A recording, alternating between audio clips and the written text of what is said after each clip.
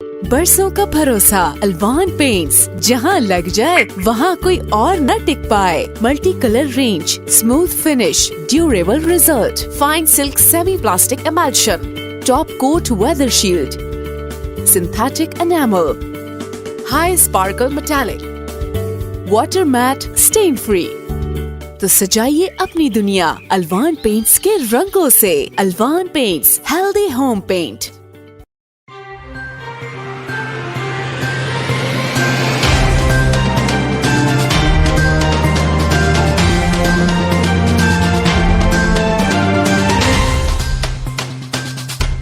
MD वासा की बारिश के बाद सड़कों के दौरे, मगर बादामी बाग फ्रूट मंडी के ताजरों पर किसी को रहम न आया। लाहौर से कामरान अली की रिपोर्ट के मुताबिक पंजाब हुकूमत को रोजाना लाखों रुपए किराया देने वाली बादामी बाग फ्रूट मंडी बारिश के पानी से डूब गई। ताजरों का करोड़ों का नुकसान, इंतजामिया ने आंखें बंद कर ली। जिले इंतजामिया, LWMC और वासा पानी निकालने में मुकम्मल तौर पर नाकाम। ताजरों का करोड़ों का नुकसान हो गया, मगर कोई खबर लेने न आया। एमडी वासा के सड़कों के दौरे, ऊपर सब अच्छा की रिपोर्ट है। ताजरों ने एहतजाज करते हुए बताया कि हमारी हालत इजार पर कभी किसी को तरस नहीं आया। बारिश के बाद पानी कुदरती तौर पर सूखता है, कोई निकालने नहीं आता, जबकि मंडी में दाखिल होने वाले चिंची और रेडी बानों से भी किराया वसूल किया जाता है। रोजाना हजारों की तादाद में ट्रक दाखिल होते हैं, जिनसे 300 रुपये फीकस लिया जाता है। ताजरों का मजीद कहना था कि मसाइल हल न हुए तो एहतजाज का दायरा कार वसी करेंगे। इस मौका पर अबू बकर गुजर और नसीबुल्लाह कलीवाल काकड़ भी मौजूद थे। आज ताजर बरादरी हमारे साथ मौजूद है। लाखों रुपए का नुकसान हुआ लाहौर की बादामी बाग मंडी में। यहाँ पर दूर अजला से, दूसरे शहरों से जो है वो फल का कारोबार किया जाता है। आड़तों के जो किराए हैं वो भी दिए जाते हैं, मगर सहूलियात बिल्कुल सिफर हैं। इनसे गुफ्तगू करेंगे, क्या कहना चाहेंगे। जी नसीबुल्लाह, क्या कहना चाहेंगे आप। औज़ुबिल्लाहिमिनश्शैतानिर्रजीम, बिस्मिल्लाहिर्रहमानिर्रहीम। सबसे पहले मैं चवाली से न्यूज़ का शुक्रिया अदा करना चाहता हूँ। यहाँ आपने सूरत हाल देखे नया पाकिस्तान के लिए, जो नया पाकिस्तान की नारे लगा रहे थे, जो नया पाकिस्तान की ख्वाब देख रहा था, तो उसकी हालात ये है कि सबसे पहले उनकी जो फवाद चौधरी वो सिंध की गवर्नमेंट पे लग रहा है कि मतलब सिंध की गवर्नमेंट ने कोई काम नहीं किया।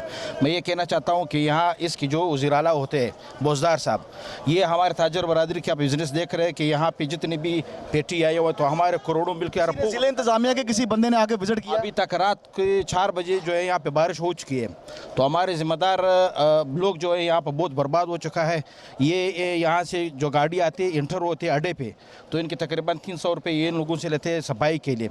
सबसे पहले तो मैं मेट्रो गाड़ी से लेते हैं, हर गाड़ी से लेते हैं। सबसे पहले तो मैं मेट्रोपॉलिटन वाले गाड़ियाँ अंदाजन रोज आ जाती हैं, तकरीबन 300 से अबव आते हैं ना, रोजाना आते हैं सफाई। पैसे कौन ले रहा है? वो पैसे तो यहाँ की जो इंतजामिया की जो LWMC है वो यहाँ से सरकारी लोग हैं। सरकारी लोग, इन लोगों ने ये टका उठाया। एक दिन के लिए जब हम लोग यहाँ से होते तो इन लोगों ने एक काम भी नहीं किया।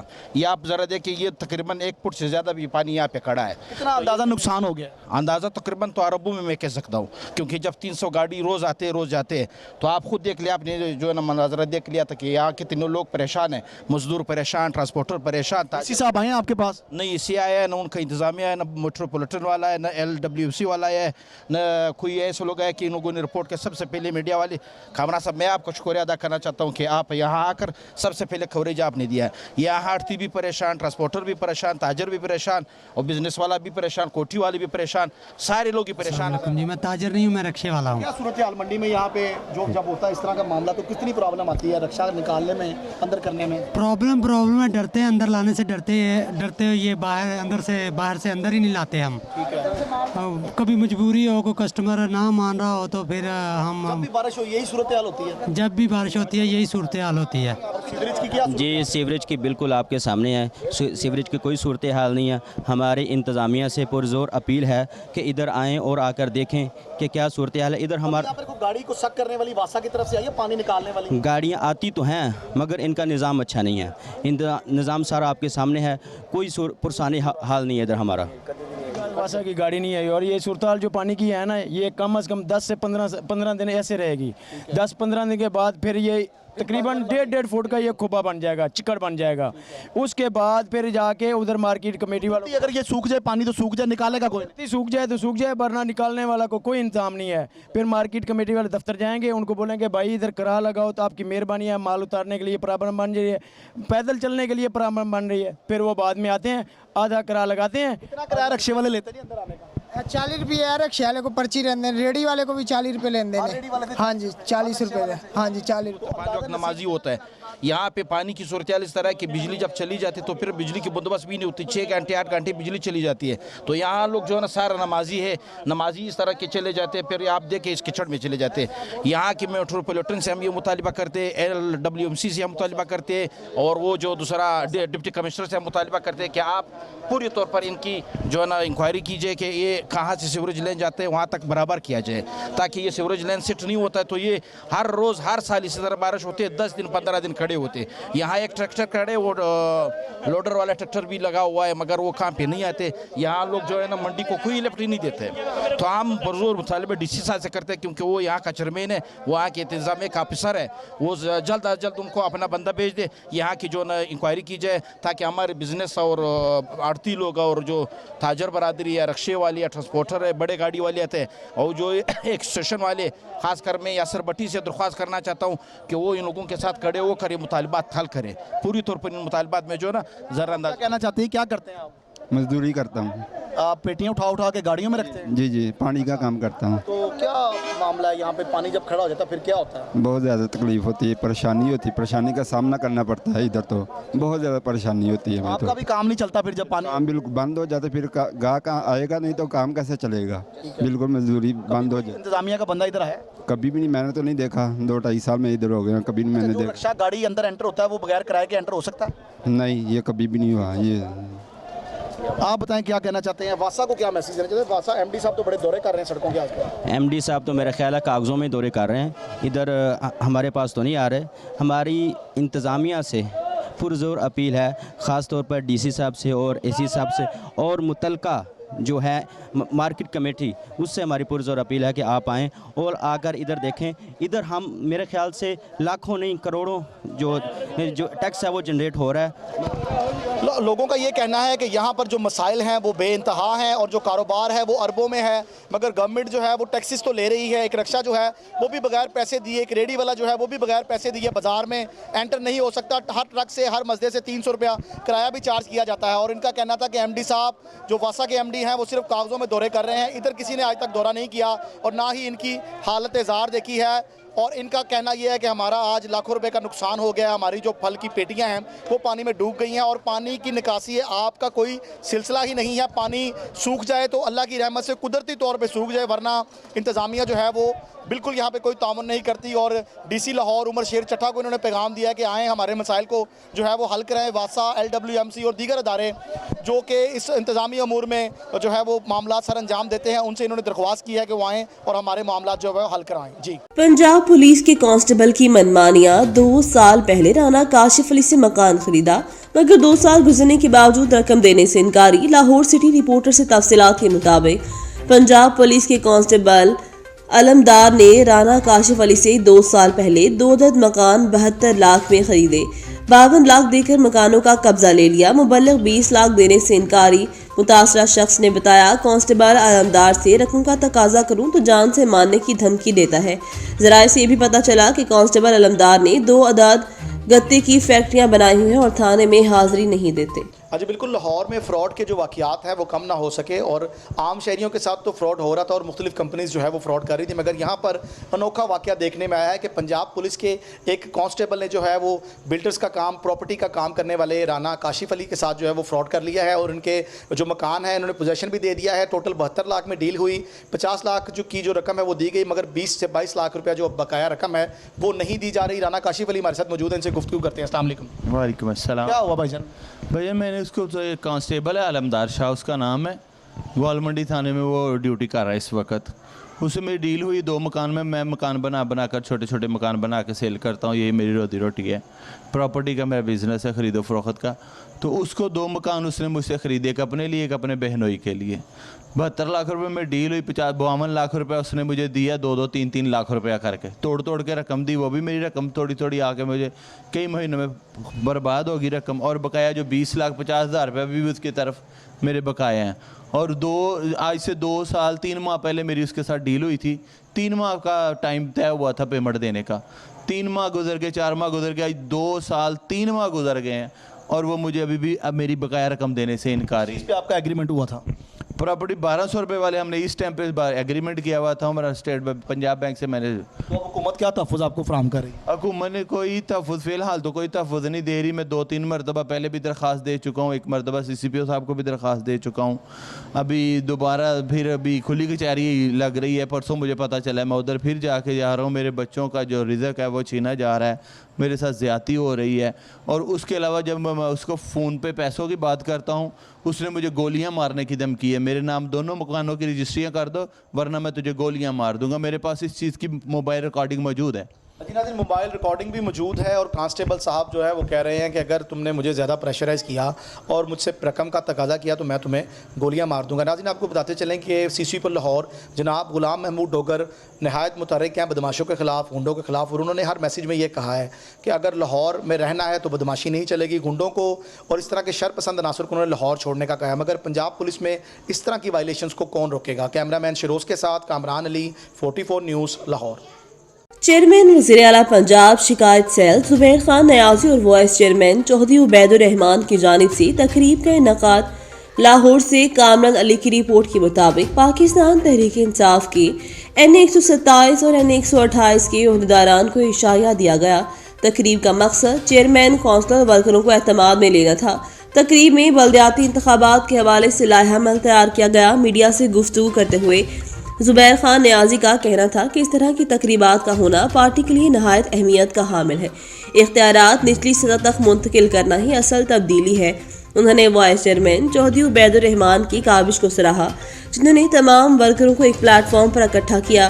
तकरीब में रहनुमा पाकिस्तान तहरीक इंसाफ सैयद जिब्रान हैदर शाह, सैयद खाकान हैदर शाह, राना ज़मीर दयाल और मियाँ मोहम्मद रमज़ान के अलावा लोगों की कसीर तादाद ने शिरकत की। चेयरमैन वज़ीर आला पंजाब शिकायत सेल ज़ुबैर खान नियाज़ी और वाइस चेयरमैन चौधरी उबैदुर रहमान की जानिब से NA 127 और 128 के अहदेदारान को, जिनका ताल्लुक पाकिस्तान तहरीक इंसाफ से है, दावत पे मदऊ किया हुआ है। गेट टुगेदर जारी है और मुख्तलिफ सियासी और समाजी जो मामलात थे, जो लोगों के मसाइल हल नहीं होते, वो ज़ुबैर खान नियाज़ी और उबैदुर रहमान ने जब वो बेड़ा उठाया हुआ है। गुफ्तगू करेंगे इनसे। आज का जो तकरीब है उसका क्या उन्वान है? अस्सलाम वालेकुम। वालेकुम सलाम। कैसे हैं ज़ुबैर? अल्हम्दुलिल्लाह जी। फिर भाई बताएं ज़रा, लोगों के मसाइल हल नहीं हो रहे या वैसे ही आपने अपनी मोहब्बत में सबको यहाँ पे दावत दे दी है? देखें, ये मसला जो मसाइल हैं कारकुनों के, उसके हल होने में काफ़ी डिलेज़ आ रहे हैं, जिसकी वजह से हम राब्ते में रहते हैं। पहले से बहुत बेहतरी आ भी चुकी है, लेकिन अब आगे क्योंकि बल्दियाती इलेक्शन आ रहा है तो उसके पॉइंट ऑफ व्यू से हम ज़रा तेज़ी करना चाह रहे हैं। तो चौधरी उबैदुर रहमान साहब ने इस आज की महफ़िल का एहतमाम किया है। मकसद ये है कि तमाम जो लोकल हमारे कारकुनान हैं, लीडरान हैं,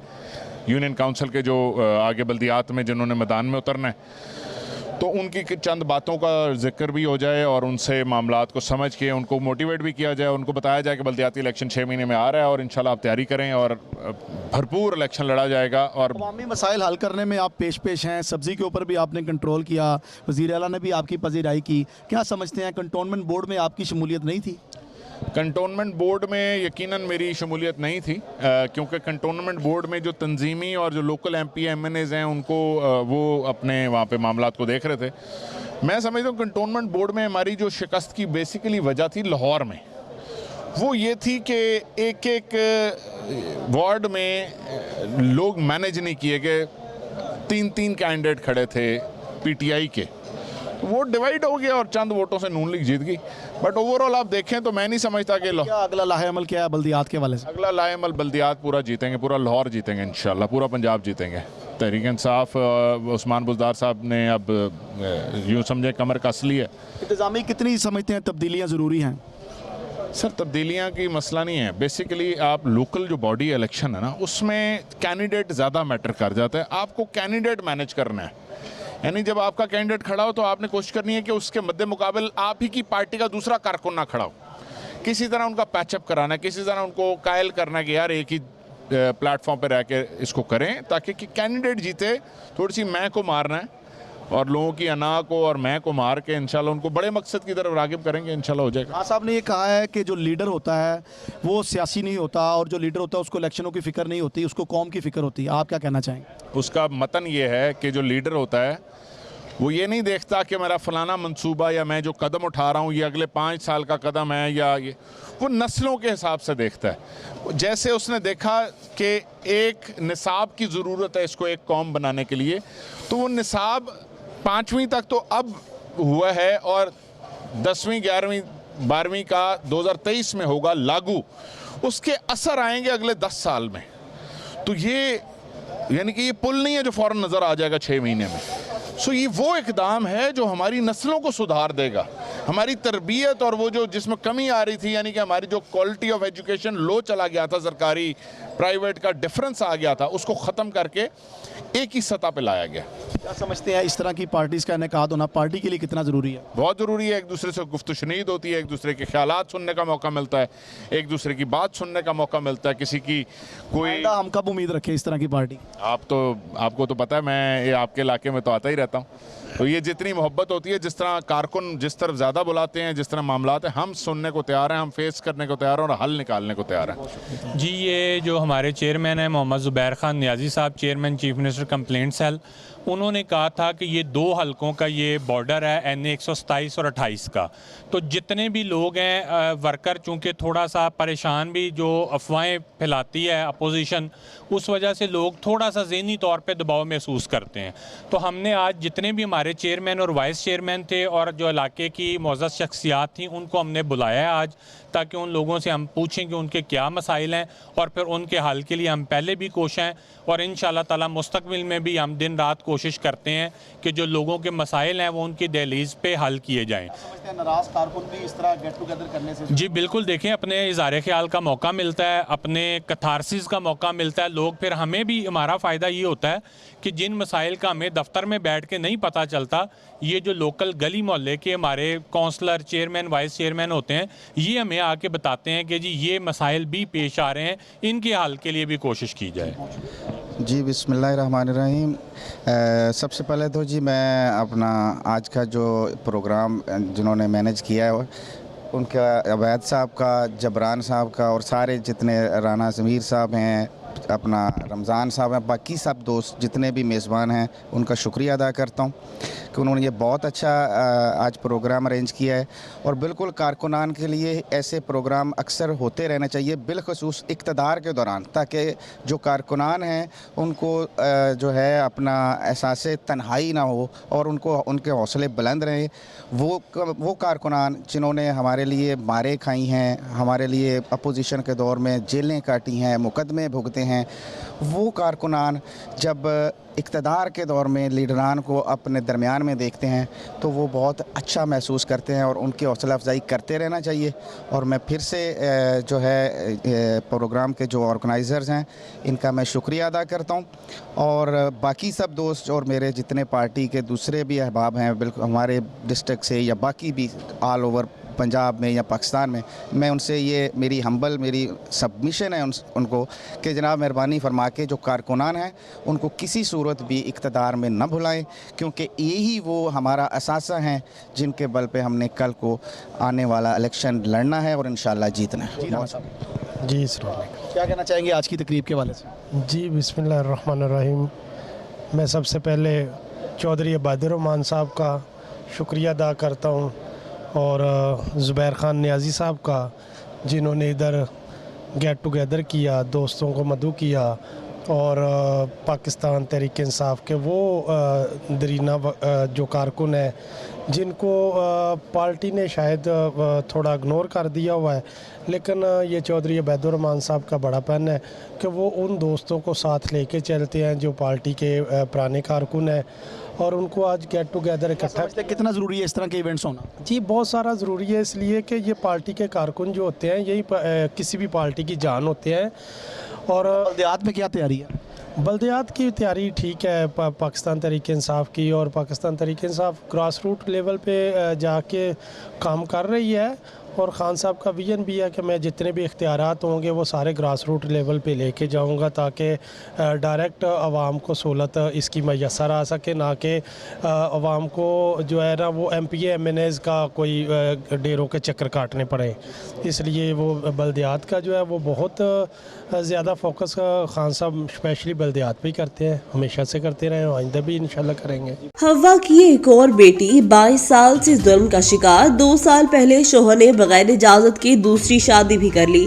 लाहौर से कामरान अली की रिपोर्ट के मुताबिक मनामा के इलाके के रिहायशी सुरैया बीबी की 22 साल पहले मोहम्मद याकूब नामी शख्स से शादी हुई। एक बेटा और 6 बेटियां पैदा हुई। बेटियां पैदा होने की पादाश में जहर भी दिया गया मगर मौजूदाना तौर पर बच गई।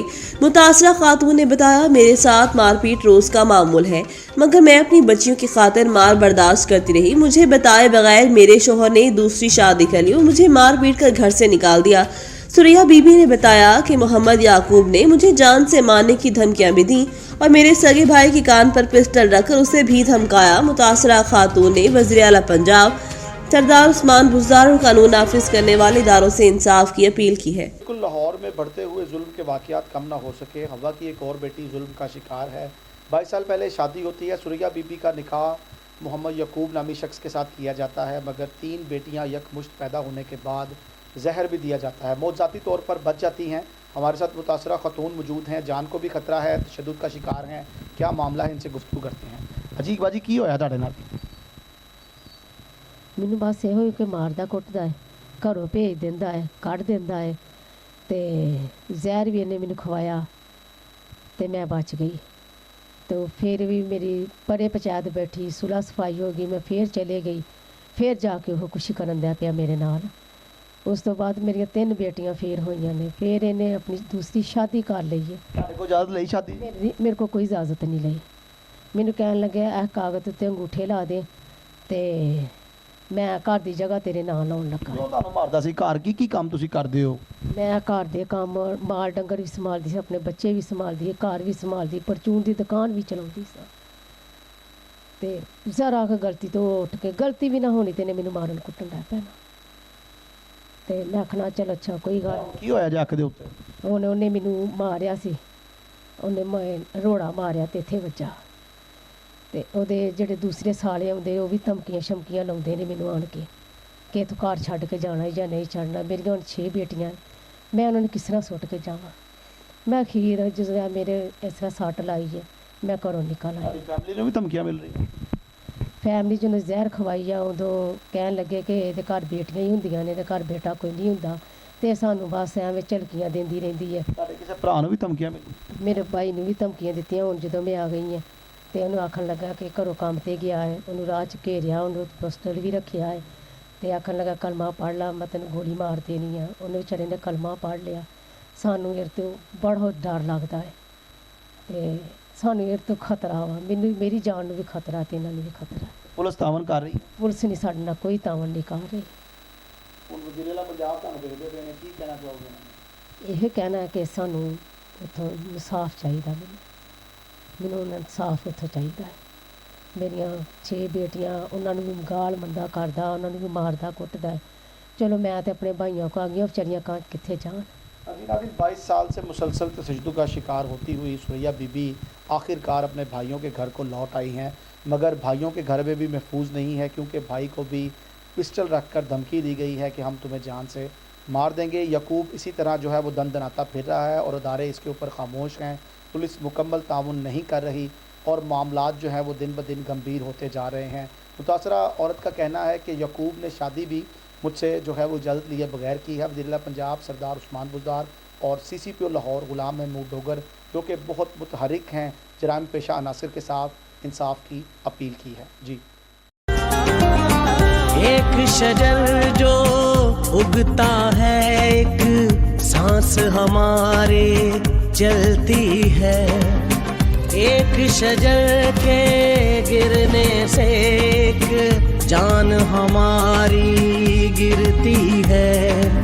Barrister Mian Amir Hasan, member CCPPP तर्जुमान PPP ने trust school Amir town Harbanspura का दौरा किया।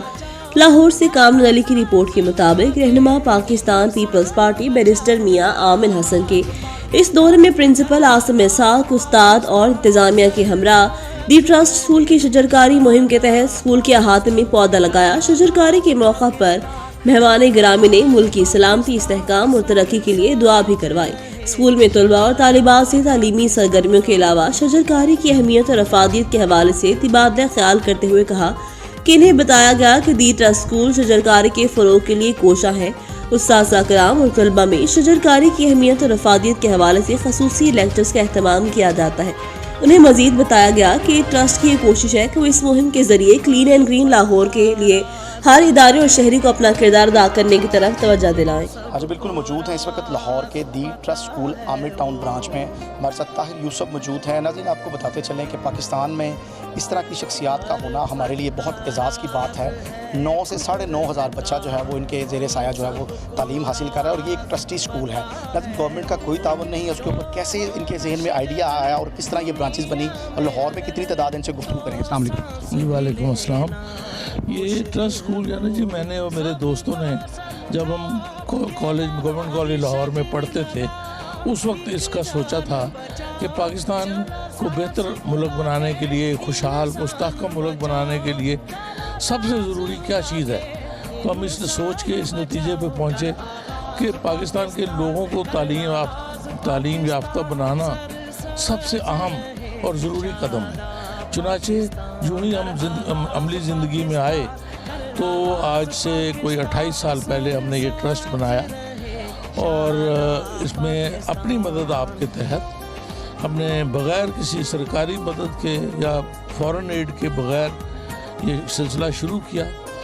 और ब्रांचेस इस वक्त लाहौर में मौजूद हैं। हमारी इस वक्त 13 ब्रांचेस हैं और 9,500 से ज़्यादा बच्चे पढ़ रहे हैं, जिसमें इजाफा तवक्को है जल्द ही, क्योंकि कोविड की वजह से पिछला 1.5 साल स्कूल कभी खुलते हैं कभी बंद हो जाते हैं। बहरहाल हमारे जो रिज़ल्ट हैं, साजा के बारे में सुनने में आया कि आप बड़े मेरिट पे और क्वालिफाइड जो टीचर्स हैं उनको चॉइस करते हैं, ये भी ज़रा बताएं। जी ये तो सारा काम ये मेरिट पे करते हैं। बच्चों को दाखिल करना हो, असातिज़ा हो, कोई भी चीज़ जो है वो मेरिट के बगैर नहीं करते। और शायद कामयाबी की एक बड़ी वजह यही है, हमारे अब तक लाहौर बोर्ड में मैट्रिक के 20 नताइज आ चुके हैं और वो 20 के 20 जो हैं तकरीबन 100% फर्स्ट डिवीज़न है, 99 पॉइंट समथिंग फर्स्ट डिवीज़न है। सारे बच्चे आला नंबर लेकर पास होते हैं, बोर्ड में टॉप भी कर लेते हैं। ये आगे यूनिवर्सिटीज़ में, आला तालीमी इदारों में सब दाखिला मिल जाता है। कोई 70-80 के करीब बच्चे लाम्स में फ्री पढ़ने पर दाखिल हो चुके हैं या वहाँ से ग्रेजुएशन करके दुनिया भर में अपने जॉब्स कर रहे हैं। सो ये एक बहुत ही कामयाब तजुर्बा है।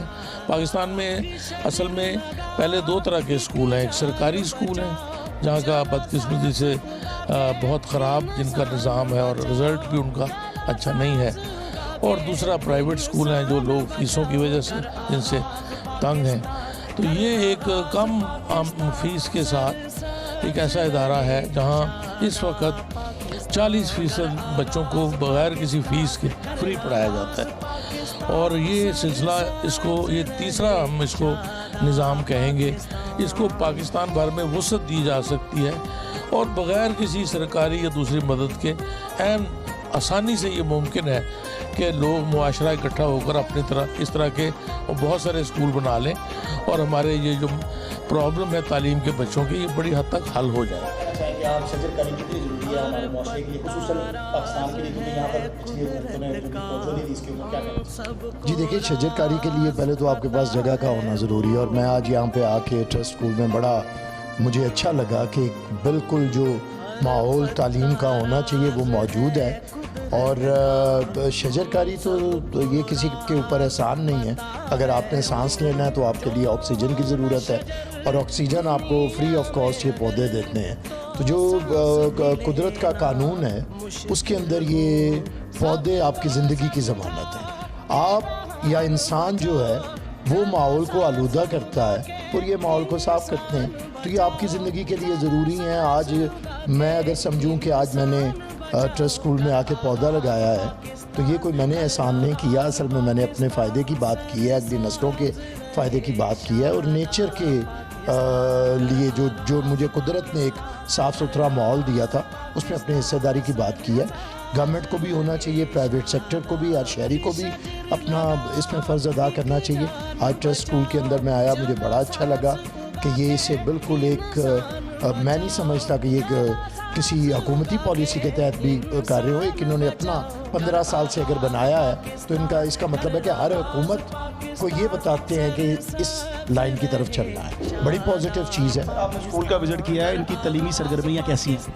बहुत अच्छा। मैं जी गर्ल्स कैंपस में इनके गया हूँ और हायर जो इनका सेक्शन था वहाँ पे मैंने स्टूडेंट्स को देखा है, बड़ा अच्छा लगा है। देखिए जो भी एक तो तालीम देना आज ख़ुद बहुत बड़ा काम है, फिर आप तालीम उन क्लासेस को जो मफलूकुल हाल लोग हैं उन्हें भी बराबरी की बुनियाद पे उन्हीं क्लासरूम्स के अंदर बिठाते हैं और उसी तरह की तालीम देते हैं। तो यही वो मसावात का निज़ाम है जो रसूल पाक और इस्लाम चाहता है और जिसके लिए पाकिस्तान बनाया भी गया था कि सबको बराबर हकूक़ दिए जाएंगे। और आपका देखिए पाकिस्तान का जो कॉन्स्टिट्यूशन है वो गारंटी करता है कि 16 साल की तालीम रियासत देगी। तो अगर इसमें कोई इदारा रियासत का हाथ बटाता है, रियासत का काम वो करता है, तो उन्हें अप्रिशिएट करना चाहिए। बहुत बड़ा स्कूल के बारे में ये भी है कि ये लोग ना सिर्फ तालीम पर तवज्जो देते हैं बल्कि स्किल्स के ऊपर भी बड़ी तवज्जो देते हैं। आप क्या समझते हैं कितना ज़रूरी है मुआशरे में बच्चों का हुनरमंद होना? बहुत ज़रूरी है जी। देखिए अब हम सिर्फ शायद वो किताबी कीड़े शायद पैदा कर रहे हों, लेकिन प्रैक्टिकली ज़िंदगी तो जो आपका है वो प्रैक्टिस का नाम है। जब हम भी थे किताबें पढ़ते थे, लॉ की समझते थे, जाएंगे तो कोई इनकलाब आ जाएगा। प्रैक्टिकल लाइफ इंटायरली डिफरेंट होती है।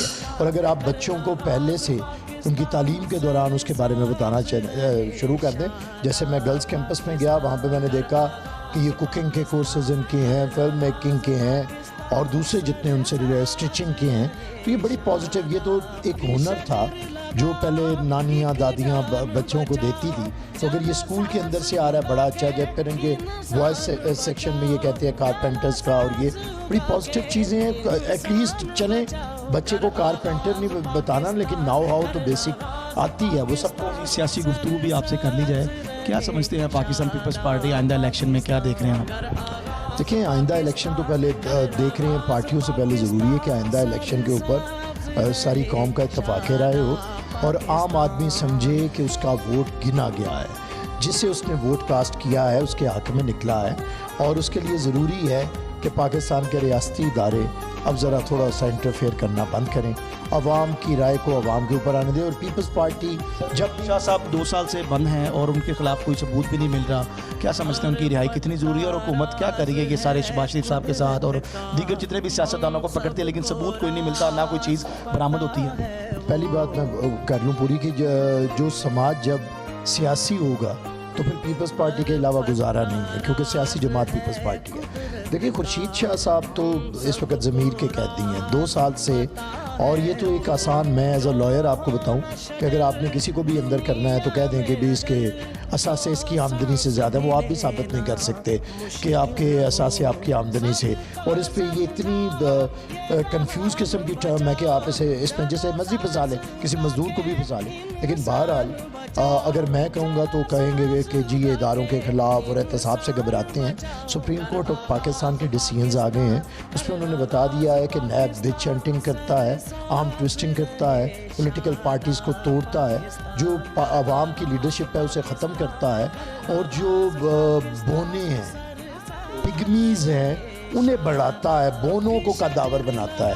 तो ये तो अब सुप्रीम कोर्ट ऑफ पाकिस्तान अगर किसी आईनी जो सबसे बड़ा इदारा है कानून की तशरीह का, वो अगर किसी इदारे के बारे में कहता है तो मेरा सवाल ये है कि क्या उस इदारे का जवाज़ बाकी है? क्या नैब रह सकता है? क्या नैब इस सरबराह के साथ रह सकता है? नैब इस कानून के साथ रह सकता है? नैब इन प्रैक्टिसेस के साथ रह सकता है कि अपोजिशन के लोग 2-2 साल से अंदर हैं और उनके फैसले नहीं हो रहे? और इमरान खान साहब को सत्ते खैरा है, उनके घर वालों को, उनकी ATM मशीनों को, उनके बारे में कुछ नहीं किया जा सकता। जी नाज़रीन, इमरान खान साहब को जो है वो सत्ते ही खैरे हैं और उनकी जो ATMs हैं, उनकी जो मशीनें हैं वो तो चल रही हैं और मामला भी आपके सामने है। लोग महंगाई की वजह से भी परेशान हैं, मगर रहनुमा पाकिस्तान पीपल्स पार्टी खुर्शीद साहब जो है वो 2 साल से कैदोबंद की साथ जो बर्दाश्त हैं सोबतें बर्दाश्त कर रहे हैं। और इसके अलावा इनका कहना था कि आज मैं दी ट्रस्ट स्कूल में आया हूँ, मैंने पौधा लगाया है, किसी पर एहसान नहीं किया, ये मेरा फ़र्ज़ है और हर पाकिस्तानी को इसी तरह अपना फ़र्ज़ समझकर जो है वो पौधा लगाना चाहिए, जो कि हमारे आने वाले माशरे में सेहतमंद जो है वो साबित हो सकता है। कैमरामैन शिरोज़ के साथ कामरान अली, 44 न्यूज़, लाहौर। शहर में बढ़ती हुई चोरी और डकैती की वारदातें कम न हो सकी। थाना दाता दरबार की हदूद में शहरी से मोटरसाइकिल, मोबाइल और नकदी छीन ली गई। FIR दर्ज, मगर मुल्जिमान गिरफ्तार न हो सके। मजीद तफसीलात कामरान अली से। उसे छीन के असले के नौकर फरार हो गए हैं। थोड़ा सा आगे जाके अपनी बाइक खड़ी कर दी उन्होंने, वो भी छीनी हुई भाटी चौक से, उन्होंने ना ये बाइक डकैती में छीनी हुई थी। FIR हो गई है? FIR हो गई है और उन्होंने आगे ये टिब्बी सिटी में ट्रांसफ़र कर दिया। मुलजमान पकड़े गए? मुलजमान नहीं भी पकड़े गए। अजीना जी, डाकू जो है वो दंदनाते फिर रहे हैं, मगर पुलिस जो है वो डाकुओं को पकड़ने में नाकाम है। असला के ज़ोर पर मोटरसाइकिल छीनी गई है और पैसे और मोबाइल भी जो है वो छीन कर ले गए हैं। कैमरामैन शिरोज़ के साथ कामरान अली, 44 न्यूज़, लाहौर। यमुनाबाद की रिहायशी रमीला बीबी सूदखोरों का शिकार, जान से मारने की धमकियां मिलने लगी। मजीद तफसीलात देखें कामरान अली की इस रिपोर्ट में। मेरी वज़ीर आला साहब से रिक्वेस्ट है कि आप प्लीज़ मेरे लिए कुछ करें, क्योंकि मैं रात को सो नहीं पाती हूँ और ना मैं रोड पे निकलती हूँ तो मुझे ऐसे लगता है जैसे मुझे कोई आके मार देगा। रात को जब सुकून हो जाता है, घर में सब सो जाते हैं, तो मैं सोने लगती हूँ तो नींद मेरी आंखों से बहुत दूर होती है। मैं सारी रात जागती रहती हूँ, जब सुबह होने लगती है तब मुझे नींद आती है। मैं सो ही नहीं पाती हूँ सारी रात, इतना खौफ मेरे अंदर आया हुआ है। मुझे प्रोटेक्शन चाहिए, मुझे इन लोगों से तहफ़्फ़ुज़ चाहिए। थाना शफीकाबाद की हदूद में यासर मोबाइल शॉप से दिन दिहाड़े 2.5 लाख रुपए चोरी। सीसीटीवी फुटेज में मुलजिमान मौजूद, पुलिस ने रिवायती तफ्तीश करके छोड़ दिया। मजीद तफसीलात कामरान अली से। हाँ जी बिल्कुल, शहर लाहौर में बढ़ती हुई चोरी और डकैतियों की वारदातों में इजाफा हो रहा है दिन ब दिन, और शफीकाबाद के थाना की हदूद में यासर मोबाइल के ऊपर जो है वो चोरी की वारदात दिन दिहाड़े की जाती है और 2.5 लाख रुपए की रकम जो है वो चुरा ली जाती है। सीसीटीवी फुटेज में वाज़िया तौर पर नज़र भी आया, मुलजिमान भी गिरफ्तार हुए, FIR भी हुई, मगर मुतासरा शख्स को इंसाफ ना मिल सका। इनसे गुफ्तगू करते हैं। अस्सलाम वालेकुम। वालेकुम सलाम। क्या हुआ भाई? मेरी दुकान है यासर मोबाइल के नाम से मेरी शॉप है। ये साथ वाला हमसा है होटल वाला, मलिक पुन्नू के नाम से उसका होटल है। उसको मैं क्या गया हूँ, यार नज़र रखना ज़रा, मैं ज़रा वाशरूम में से 5 मिनट तक आ रहा हूँ। मैं घर आया हूँ, गली में साथ ही मेरा घर है। वापसी जब मैं 5-7 मिनट बाद वापस आया हूँ तो उसमें जो सा मेरी दराज जो सी लॉक उठा हुआ था उसका, तो उसमें से ना पैसे मेरे थे 2.5 लाख रुपए कैश था, वो सारा कैश निकाल के कोई ले गया। जब मैंने कैमरे की फुटेज वो FIR कटवा के कैमरे की फुटेज से देखा उसमें, तो उसमें से 2-3 बंदे जो से वो निशानदेही उनकी हुई है, मैंने पकड़वाए हैं, पुलिस ने गिरफ्तार किया उन्हें, उनको भी उन्होंने छोड़ दिया, उनसे पैसे लेके उनको छोड़ दिया। तो मेरे साथ इंसाफ नहीं हो रहा। वज़ीर आला से मुझे ये दरख्वास्त है कि आपकी मेहरबानी मेरे से पूरा तावन करें। मेरे 2.5 लाख की रकम है, मुझे बताएं मैं कैसे उसको रिकवरी कराऊँ। आरिफ हुसैन साहब हैं छाँ शफीकाबाद में, वो भी कोई रिस्पॉन्स नहीं दे रहे। उनको 2 मुजरिम पकड़वाए भी हैं और तीसरा मुजरिम वो पकड़ ही नहीं रहे। वो कह रहे हैं कि फैसलाबाद गया हुआ, जबकि वो मेरे साथ होटल है, वो वहाँ पर आके ड्यूटी भी दे रहा है, पर आला साहब उसको पकड़ भी नहीं रहे। जो मुलजिम 2 मैंने पकड़वाए थे उनको भी उन्होंने वहाँ से पैसे लेके छोड़ दिए हैं, और उनकी जो है ये जो मुलजिम है उनकी तरफ से मुझे धमकियाँ भी मिल रही हैं कि जी हमारे साथ सुलह कर लो तो ठीक है, वरना तुम्हारे साथ अच्छा नहीं होगा। धमकियों का सिलसिला भी जारी है और ये कहा जा रहा है कि हमारे साथ सुलह कर लो वरना तुम्हारे साथ अच्छा नहीं होगा। 2.5 लाख रुपए का नुकसान उठाने वाले ताजर यासर मोबाइल के ऑनर यासर हमारे साथ मौजूद थे। आपने जाना कि पर्चा भी हुआ, मुलजिमान को पकड़ा भी गया, मगर रिकवरी ना हो सकी और ASI आरिफ हुसैन ने मुलजिमान को जो है वो छोड़ दिया है। जी